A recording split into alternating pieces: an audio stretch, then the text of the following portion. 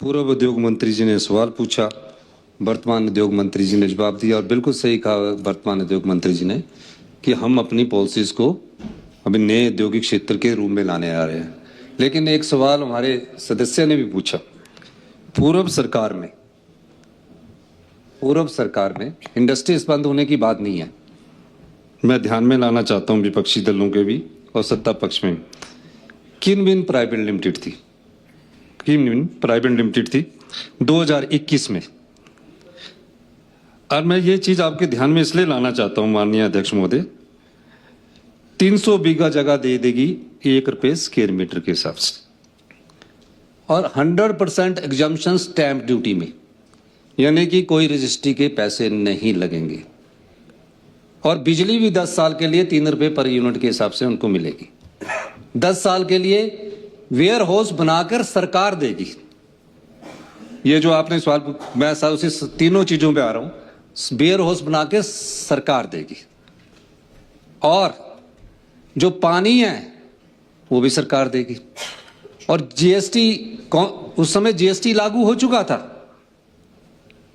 अगर तो एक्साइज और वैट लागू होता तो अच्छा होता, उस समय जीएसटी लागू हो चुका था और जीएसटी लागू होने के बाद इस प्रकार की सुविधा दी गई और किस नाम से दी गई मैं वो भी आपको बताना चाहता हूं। पहले मैं लिखाना 300 बीघा नोट कर लें, 1 रुपये स्क्वायर मीटर के हिसाब से, 100% exemption of stamp duty, 100% exemption of electricity duty जो हम 50% लगाते थे, पूरी तरह से दे दी गई।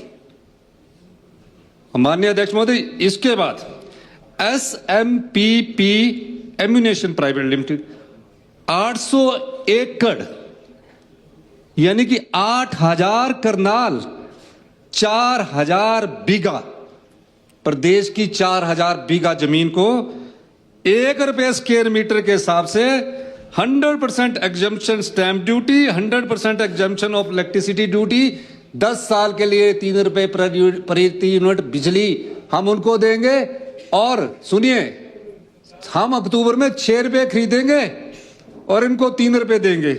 एक और इंडो फार्म प्राइवेट लिमिटेड, क्योंकि आपको मैं लाना चाहूंगा, बड़ी बार इन्होंने कहा 30 एकड़ जगह, 300 करनाल, 150 बीघा, 1 रुपये स्क्वायर मीटर। मैं आपको ये कहना चाहता हूं अध्यक्ष महोदय, कस्टमाइज पैकेज के नाम पर प्रदेश की संपदा को लूटा गया है। मैं पूछना चाहता हूं माननीय अध्यक्ष महोदय, मैं ये जानना चाहता हूं कि ये कस्टमाइज पैकेज क्या है? क्या है कस्टमाइज पैकेज? माननीय अध्यक्ष महोदय, ये कस्टमाइज पैकेज क्या है? ये कस्टमाइज पैकेज जनता की संपदा को लुटाने का अधिकार है। ये जो सारी चीज है इसकी सरकार जानकारी प्राप्त करेगी। जिसने प्रदेश की संपदा को बेचा है, जिसने प्रदेश के खजाने को लुटाया है, सरकार उसके खिलाफ आने वाले समय में विचार करके कार्रवाई करेगी।